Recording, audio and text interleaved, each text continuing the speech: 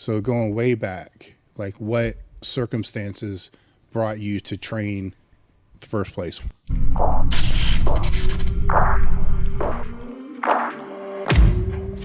Was it for fighting? Was it for sport? For me, was it your dad? You know? So it's cool because I love. It's funny because you think my dad is very. It's funny if you think of me and you think of my dad. We're almost opposites in the sense. My dad's much more humble. I'm getting humble as I get older, right? Humble, a little softer and spoken, hilarious, but he loves deeply. My mother is tougher, a little bit more aggressive, and they both make what I've always shadowed. I love my parents very, very much. I have a really great family, my sister and my brother. What brought me to the gym, believe it or not, is that I didn't have the classic tough guy dad. You know, my dad wasn't like working on cars and shit like that. He got hurt very young and he had to make ends meet and he helped around the house. He was a good fucking man to my mom and to us. I always search, and this is something I talked about in an old podcast, like, do I have what it takes? Am I tough? Can I be tough? Can I push my limits? And I realized that aside from going out and fucking gangbanging and doing fucking drugs and dealing, which you could do in Miami to find your own toughness, because I got friends that did that too, I didn't want to fucking hurt my parents too much, even though we scum around sometimes, but I needed to know if I could do it. My first sport ever was martial arts. At what age? At 14. Okay. I was a chubby kid. I was picked on when I was very young, like not like horribly, but picked on. Mm-hmm. And there came to an age where I can defend myself with my tongue, but I needed to learn with my hands. I was sick of this bull. I wanted to be a protector. I wanted to stand up for myself. I wanted to be dangerous in a sense. Not to be a bully, but to not to be bullied. Mm-hmm. And I wanted to know I can do that. And I started with martial arts, and then I quickly realized that pushing the limits and being a protector and being physically capable was a big purpose for me. It was a sense of identity. It was a sense of being masculine. It was also being a sense of having purpose.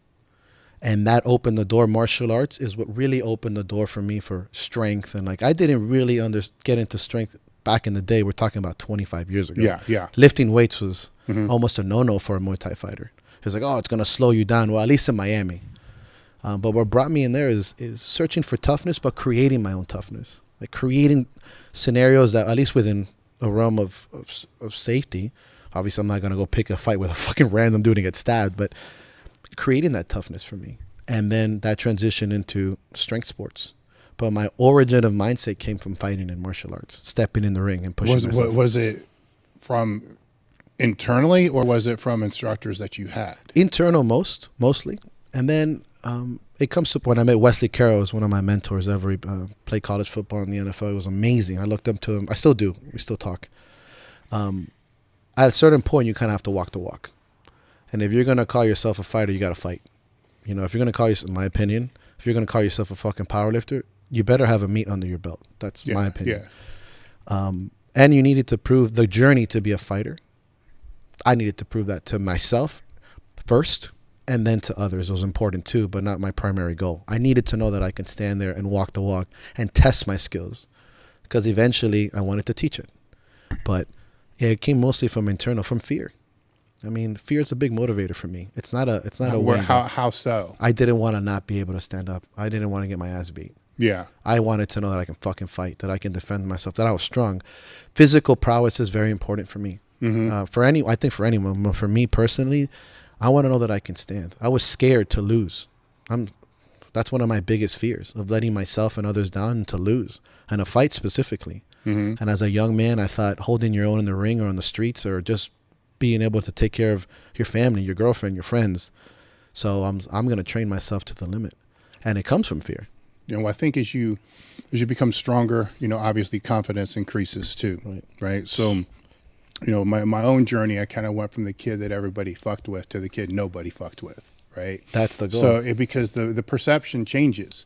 And I think a lot of that is, it should... How do I do this one? Yeah, flip it the other way. This way? Yeah, you got it upside down. Am I about to there, and then pull down. Yeah, pull down on it. Look at there this. There you go. Huh? Yeah. Can we edit that out? Yeah. No, I'm just No, kidding. Oh, and edit that out forever. But I think that, you know, as you get stronger, as the confidence increases, people see that, right? So the way that you're, say, walking home or walking down the block or walking in school or whatever it's going to be, if you don't have that confidence and you're the kid that's, you know, been beat up and bullied, and you don't display it, so you become a target. Where now you get stronger and people see you carry yourself a little bit different, Right. then they hear that you're actually fighting Right. and you're actually training. 90% of the people that might have wanted to mess with you won't. Right.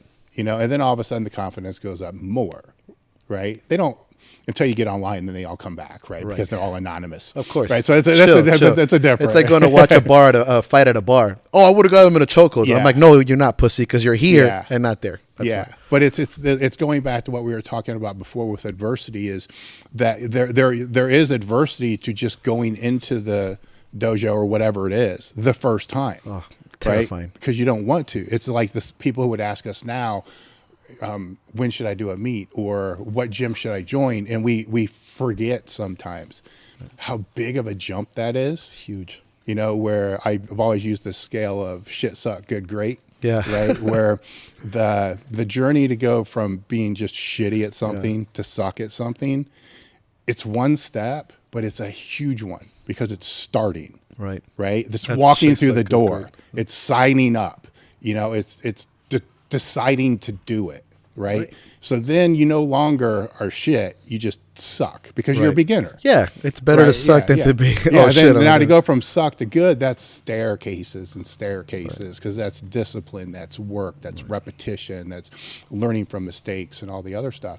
But to go from good to great, that's also just one small step. Right. But it's the one nobody wants to take because it's the extra discipline that they're not willing to do. They'll say, if it's a power lifter, for instance, they'll be all in for the training. They'll be a madman, mad woman in the gym. They'll be insane in the gym. They'll train like fucking crazy. They'll give everything every single time they go in there, and they're 100% committed. Fuck, they may even watch their diet fairly close. Right. But then when you ask them how they sleep, oh man, I don't sleep very well. Well, I don't need to sleep. Why? Yeah. I'm fucking blasted stoned all the time. Yeah.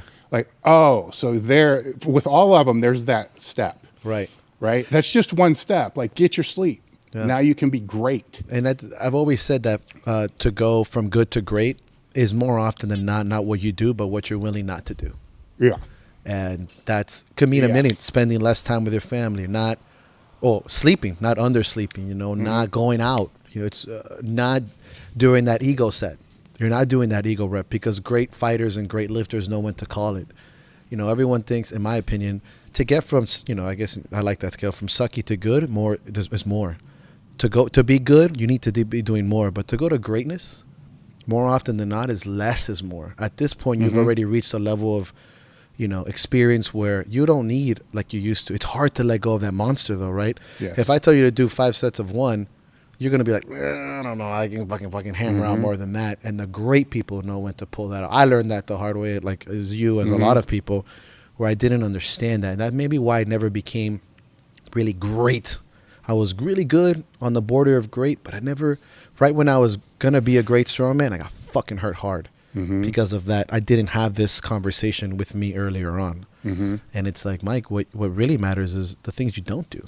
You know, no drinking and no bad foods anymore, and not pushing that extra set. All those no's are that's the difference between a great anything and a really good guy. I'm guilty of it, and I'm sure most people are too. But when you're in that spot, you start look to try to validate your bias, right? So you'll find the outlier. Right. Well, so-and-so doesn't sleep for shit, and he's got an all-time world record. Right. Right? But So you're not, 0.001, huh? yeah, you're not that person. Right. Like, most people are not that outlier, but if they want to compete with the outliers, they got to have all their ducks in a row. Right. All of them, and not assume that they are that person. And yes, it sucks when you know people that are that person. Right.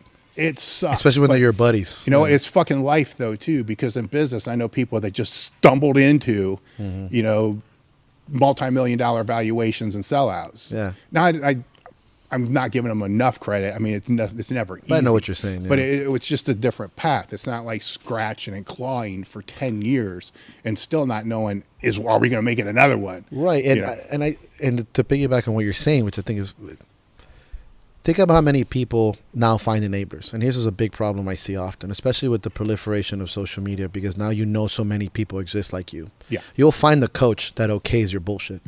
You'll find the teammates, that blow smoke up your ass. You'll find that people are saying, hey, not sleeping, just take more of this and do more of that. Don't worry, I did it or such and such. And it's very easy now, especially with, I love social media, but at the same time, it's very easy to connect with these people, right? You don't got to drive an hour where you have a 6-man crew.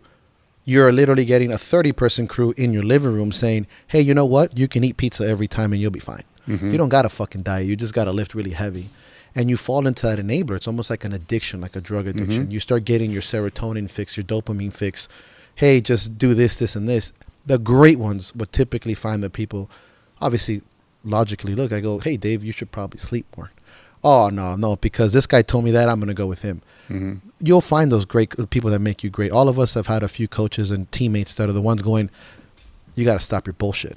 Yeah. And the sometimes that's not so hard to, it's harder to find than you think. Oh, it's super hard. Where it's, you know, it's super hard to accept. Yeah. I've always talked about is I try to in the gym, I try to surround myself with enablers and realists. Like I want the enabler. Like you say something stupid. Yeah. You're like, fuck yeah, let's do that. Like you can do it. You know it's stupid, right? But you just like, okay, look, you're the person that's going to call 911 when this goes bad, you know. But then you got to have the other person that's going to be able to say, what exactly is this going to do? Like, what? How does this play into the end objective? Well, it doesn't. Right. Well, then what else? You know what I'm saying? You got to have that conversation. But those people, the people to call you out on your own bullshit, they're rare. Very. And they're very hard to find. And then the better you become at something, the less you find them. The less people like that are around you.